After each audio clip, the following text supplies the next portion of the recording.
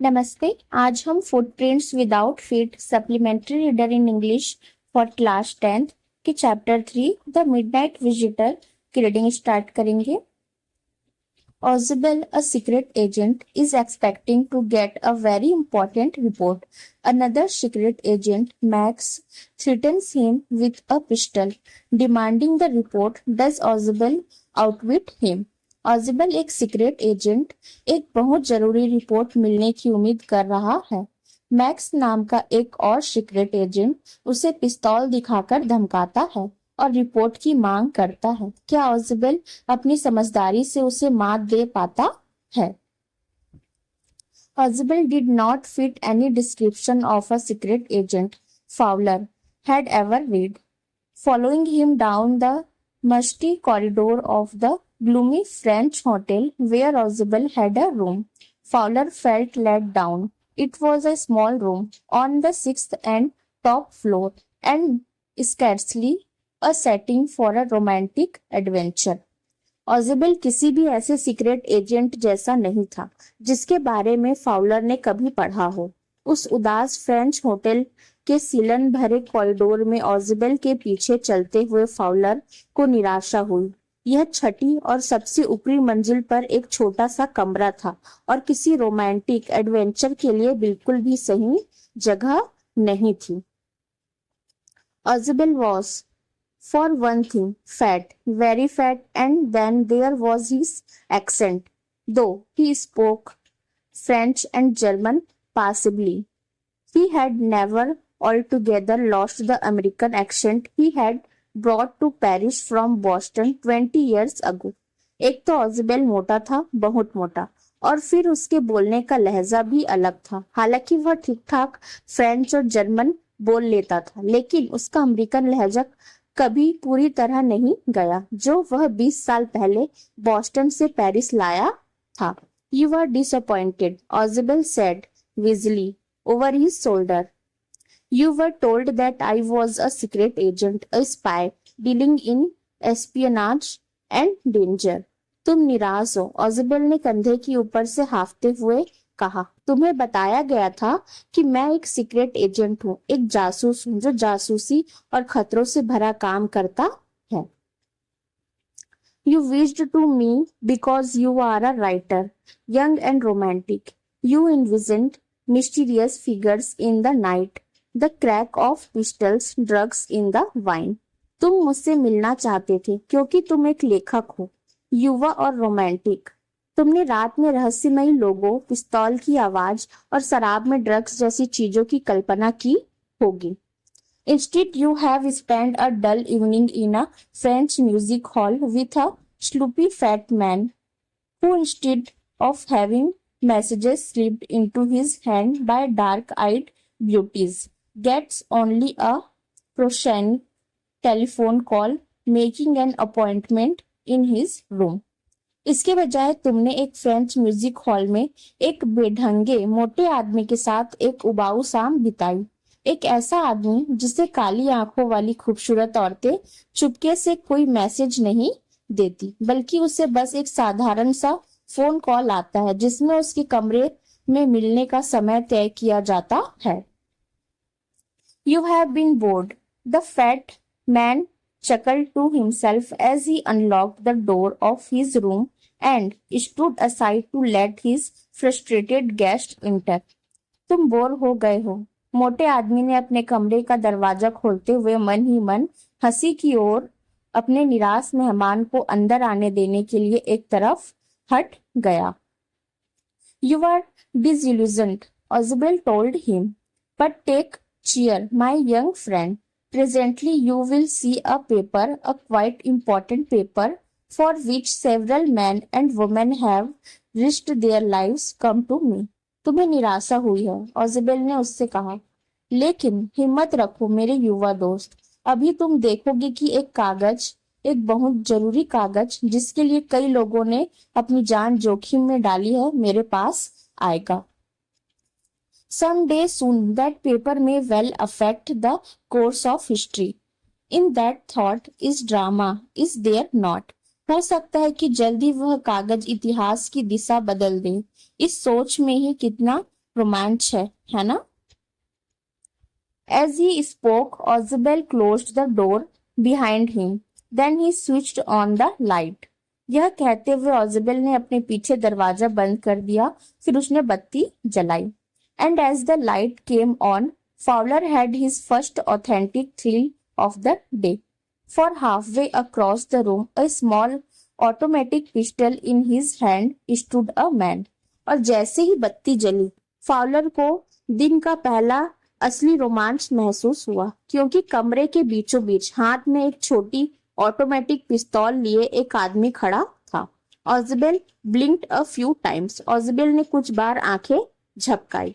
Max, he wheezed, you gave me quite a start. I thought you were in Berlin. What are you doing here in my room? Max, उसने हाफते हुए कहा, तुमने तो मुझे चौंका ही दिया. मुझे लगा था कि तुम बर्लिन में हो. तुम यहाँ मेरे कमरे में क्या कर रहे हो? Max was slender, a little less than tall, with features that suggested slightly the crafty, pointed countenance of a fox. There was about him, aside from the gun, nothing especially menacing. Max दुबला पतला था, लंबाई से थोड़ा छोटा. उसके चेहरे के नैन नक्श ऐसे थे कि वह लोमड़ी जैसा चालाक और नुकीला लगता था. बंदूक के अलावा उसके आसपास कुछ खास नहीं था, कुछ खास डरावना नहीं. The report, he murmured, the report that is being brought to you tonight considering some new missiles. I thought I would take it from you. It will be safer in my hands than in yours. Report, वह धीरे से बोला, आज रात कुछ नई मिसाइलों के बारे में जो रिपोर्ट तुम्हारे पास लाई जा रही है, मैंने सोचा कि मैं इसे तुमसे ले लूंगा. यह तुम्हारे हाथों से ज्यादा मेरे हाथों में ज्यादा सुरक्षित रहेगी. ऑजेबल moved to an arm chair and sat down heavily. I am going to raise the devil with the management this time, and you can beat on it, he said grimly. This is the second time in a month that somebody has got into my room through that nuisance of a balcony. Fowler's eyes went to the single window of the room. It was an ordinary window against which now the night was pressing blackly. अजबल एक arm chair की ओर बढ़ा और भारी मन से बैठ गया. उसने गुस्से में कहा, इस बार तो मैं मैनेजमेंट की क्लास लगा दूंगा. लिख कर ले लो. 1 महीने में यह दूसरी बार है जब कोई उस बेकार सी बालकनी के रास्ते मेरे कमरे में घुस आया है. फाउलर की नजर कमरे की अकेली खिड़की पर गई. वह एक आम सी खिड़की थी जिसके बाहर अब घनी काली रात छाई हुई थी. Balcony, Max said, with a rising inflection. No, a pass key. I did not know about the balcony. It might have saved me some trouble had I known. Max ने ऊंची आवाज में पूछा, बालकनी? नहीं, पास की, मास्टर की सी. मुझे balcony के बारे में पता नहीं था. अगर पता होता तो शायद मेरी कुछ परेशानी कम हो जाती. It's not my balcony, Ozebel said with extreme irritation. It belongs to the next apartment. He glanced explanatory at Fowler. You see, he said, this room used to be a part of a large unit, and the next room through that door there used to be the living room. ऑजेबेल ने बहुत चिढ़ते हुए कहा, वह मेरी balcony नहीं है, वह बगल वाले अपार्टमेंट की है. उसने फाउलर को समझाते हुए कहा, देखो, यह कमरा पहले एक बड़े यूनिट का हिस्सा हुआ करता था और उस दरवाजे के उस पार वाला कमरा लिविंग रूम हुआ करता था. It had the balcony which extends under my window now. You can get onto it from the empty room 2 doors down, and somebody did last month. The management promised to block it off, but they haven't. उसमें balcony थी जो अब मेरी खिड़की के नीचे तक आती है. तुम 2 दरवाजे छोड़कर खाली कमरे से उस पर जा सकते हो, और पिछले महीने किसी ने ऐसा किया भी था. मैनेजमेंट ने उसे बंद करने का वादा किया था, लेकिन उन्होंने ऐसा नहीं किया. Max glanced at Fowler, who was standing stiffly not far from Ozebel, and waved the gun with a commanding gesture. Please sit down, he said. We have a wait of half an hour, I think. Max ने Fowler की ओर देखा, जो ऑजबेल से थोड़ी दूर अकड़कर खड़ा था और बंदूक हिलाते हुए हुक्म देने वाले अंदाज में कहा, प्लीज बैठ जाओ, मुझे लगता है कि हमें आधे घंटे इंतजार करना होगा. 31 minutes, Oswald said moodily. The appointment was for 12:30. I wish I knew how you learned about the report, Max. ऑजबेल ने उदास मन से कहा. 31 मिनट. अपॉइंटमेंट 12:30 का था. काश मुझे पता होता कि तुम्हें उस रिपोर्ट के बारे में कैसे पता चला, Max. The little spy smiled evilly. And we wish we knew how your people got the report, but no harm has been done. I will get it back tonight. What is that? Who is at the door? वह छोटा जासूस बुरी मुस्कान के साथ हंसा. और हम भी जानना चाहते हैं कि तुम्हारे लोगों को वह रिपोर्ट कैसे मिली, लेकिन कोई नुकसान नहीं हुआ है.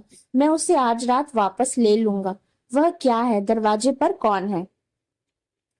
Fowler jumped at the sudden knocking at the door. Oswald just smiled. That will be the police, he said. I thought that such an important paper as the one we are waiting for should have a little extra protection. I told them to check on me to make sure everything was all right. दरवाजे पर अचानक दस्तक सुनकर Fowler चौंक गया. ऑजबेल बस मुस्कुराया. वो police होगी, उसने कहा. मुझे लगा कि इतने जरूरी पेपर जिसका हम इंतजार कर रहे हैं को थोड़ी ज्यादा सुरक्षा मिलनी चाहिए. मैंने उनसे कहा कि वे मुझे चेक करें और पक्का करें कि सब ठीक है. Max bit his lip nervously. The knocking was repeated. Max ने घबराकर अपने होंठ काटे. दस्तक दोबारा हुई. What will you do now, Max? Oswald asked. If I do not answer the door, they will enter anyway. The door is unlocked, and they will not hesitate to shoot.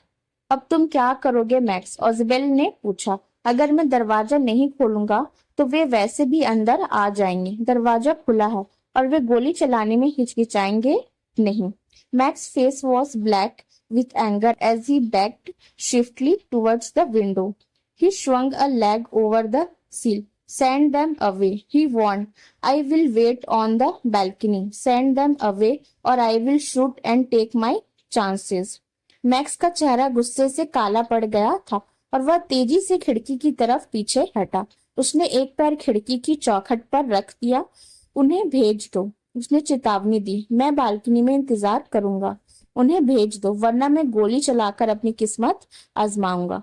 The knocking at the door became louder and a voice was raised.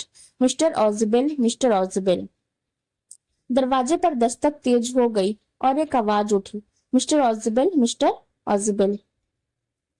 Keeping his body twisted so that his gun still covered the fat man and his guest, the man at the window grasped the frame with his free hand to support himself. Then he swung his other leg up and over the window sill. अपना शरीर इस तरह मोड़े हुए कि उसकी बंदूक अभी भी मोटे आदमी और उसके मेहमान को ढके हुए थी. खिड़की पर खड़े आदमी ने खुद को संभालने के लिए अपने खाली हाथ से फ्रेम पकड़ लिया. फिर उसने अपना दूसरा पैर खिड़की की चौखट पर ऊपर उठाया. The doorknob turned. Swiftly, Max pushed with his left hand to free himself from the sill and dropped to the balcony. And then, as he dropped, he screamed once shrilly. दरवाजे का हैंडल घुमा. Max ने तेजी से अपने बाएं हाथ से धक्का देकर खुद को चौखट से छुड़ाया और बालकनी में गिर गया. और फिर जैसे ही वह गिरा, वह एक बार जोर से चिल्लाया. The door opened and a waiter stood there with a tray, a bottle and 2 glasses. Here is the drink you ordered for when you return, he said, and set the tray on the table. Deftly uncorked the bottle and left the room. दरवाजा खुला और एक waiter एक tray, एक बोतल और 2 गिलास लेकर वहां खड़ा था. यह रही वह ड्रिंक जो तुमने वापस आने पर ऑर्डर की थी, उसने कहा और ट्रे टेबल पर रख दी. होशियारी से बोतल का कॉर्क खुला और कमरे से बाहर चला गया. White faced Fowler stared after him, but he stammered the police. चेहरा पीला पड़ गया। फाउलर ने उसकी तरफ देखा, लेकिन वह हकलाया, police. There were no police, Ausable said, only Henry whom I was expecting. कोई पुलिस नहीं थी। ऑजिबेल ने आंख भरी, सिर्फ हेनरी जिसका मैं इंतजार कर रहा था। But want that man out on the balcony, Fowler began. लेकिन क्या वह आदमी बैल्कनी में, फाउलर ने शुरू किया। No, said Ausable, he won't return, you see my young friend, there is no balcony. नहीं, ऑजिबेल ने कहा, वह वापस नहीं आएगा। देखो मेरे जवान दोस्त, वहां कोई बैल्कनी नहीं है। Robert Arthur. Glossary. Romantic, imaginative, having a fantastic view of reality, यानी कल्पनाशील, असलियत को शानदार तरीके से देखने वाला। Possibly, just well enough, tolerably well, बस ठीक ठाक, ठीक ठाक। एस्पियनाज, स्पाइंग यानी जासूसी करना। स्लॉपी, हियर केयरलेसली ड्रेस्ड, यानी यहाँ लापरवाही से कपड़े पहने हुए। प्रोशेक, ऑर्डिनरी यानी साधारण। Chuckle, laughed quietly without opening his mouth, बिना मुंह खोले धीरे से हंसा। Wheezed, spoke breathing noisily and heavily, जोर से और भारी सांस लेते हुए बोला। Missiles, weapons directed by remote control और ऑटोमेटिकली, रिमोट कंट्रोल या ऑटोमेटिकली चलने वाले हथियार। श्रीली, पियर्सिंगली इन अ हाई पिच, चुभने वाले ऊंची आवाज में। रीड एंड फाइंड आउट, यानी पढ़ें और पता करें। First, how is Ausable different from other secret agents, ऑजिबेल दूसरे सीक्रेट एजेंट से कैसे अलग है। Answer, Ausable is exceptionally fat and speaks with an American accent. Even though he lives in a gloomy French hotel, he lacks the typical physical agility, sharp appearance, and glamour associated with secret agents. However, he is highly intelligent and uses his presence of mind to handle dangerous situations. ऑजिबेल बहुत मोटा है और अमेरिकी लहजे में बात करता है। Ausable is exceptionally fat and speaks with an American accent, भले ही वो फ्रांस के एक उदास होटल में रहता है। Even though he lives in a gloomy French hotel, उसमें सीक्रेट एजेंटों वाली फुर्ती, तेज तर्रार लुक और ग्लैमर जैसी चीजें नहीं है। He lacks the typical physical agility, sharp appearance and glamour associated with secret agents. फिर भी वह बहुत बुद्धिमान है और खतरनाक स्थितियों से निपटने के लिए अपनी सूझबूझ का इस्तेमाल करता है। However, he is highly intelligent and uses his presence of mind to handle dangerous situations.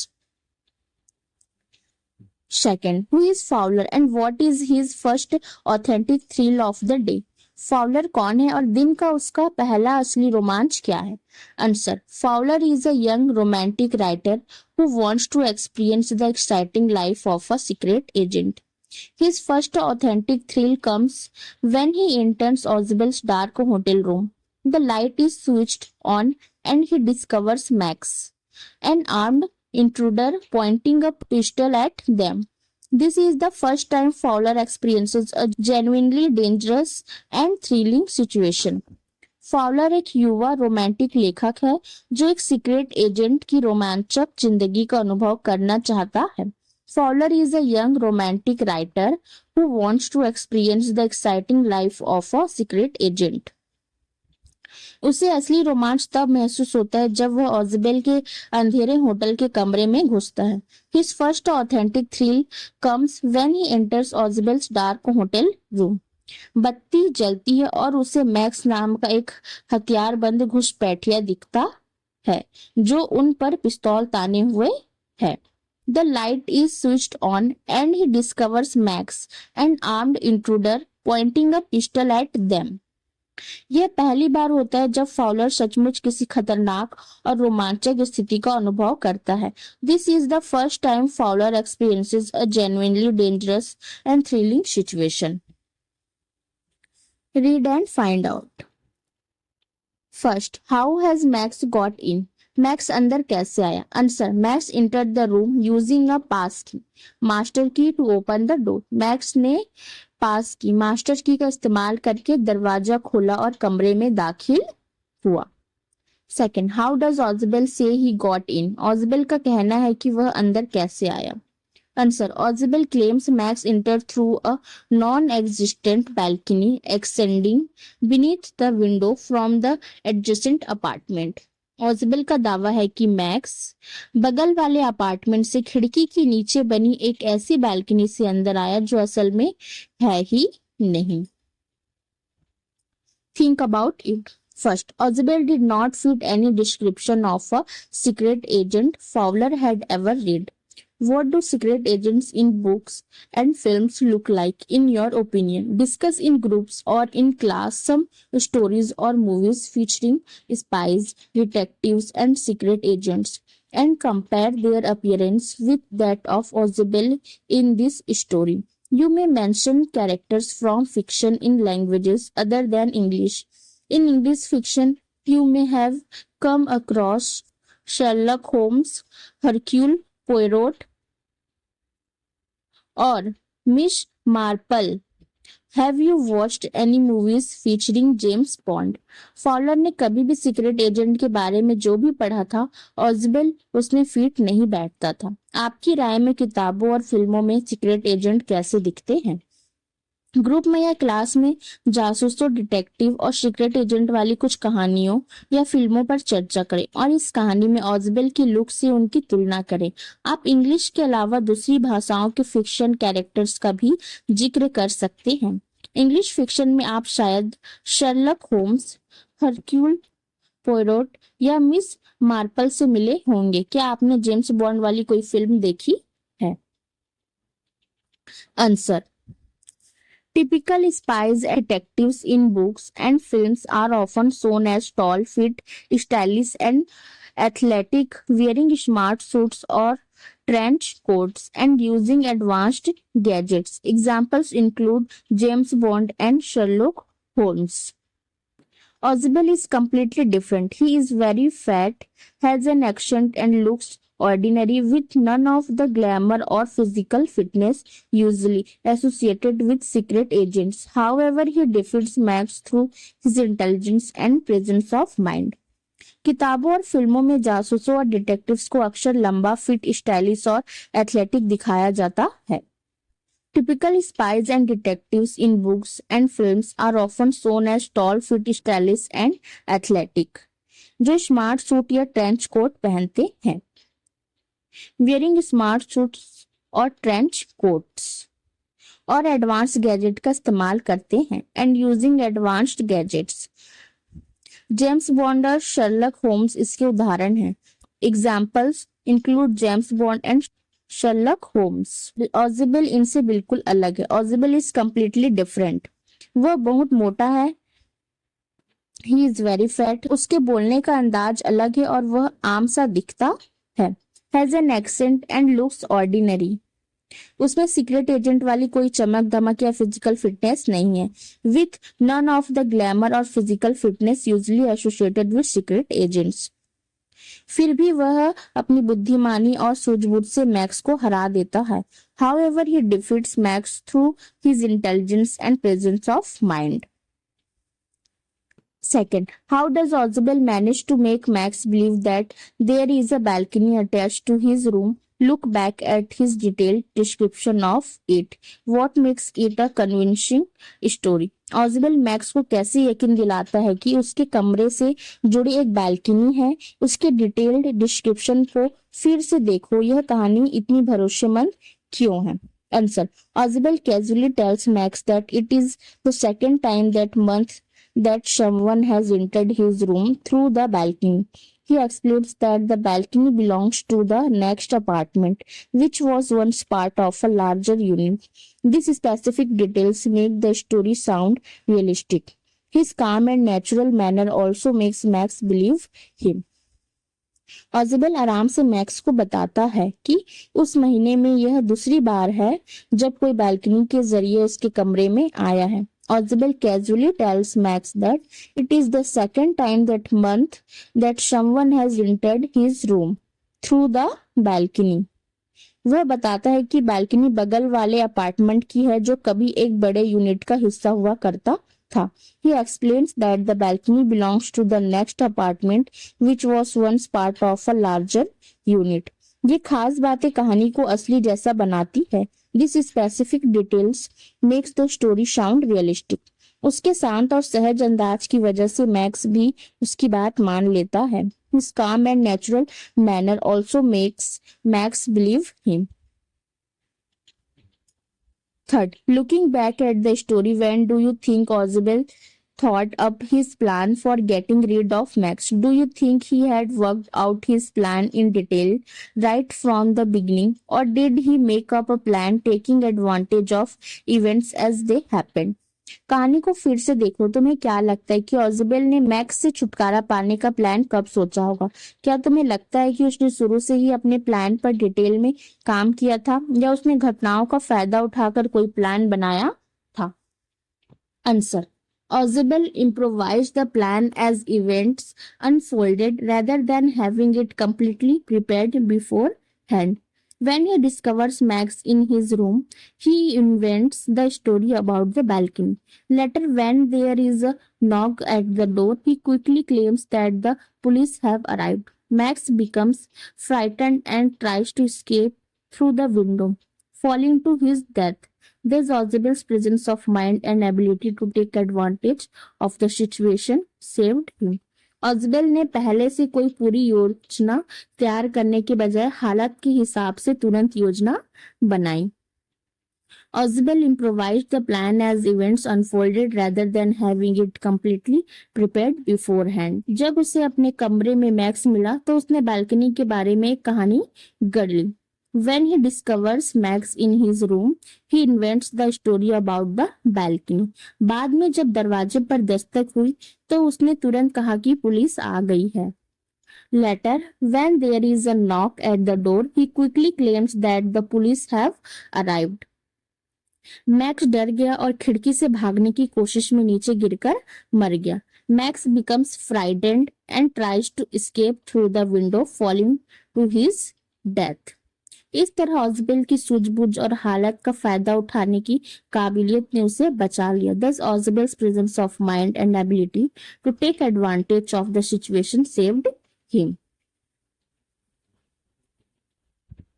Think about it.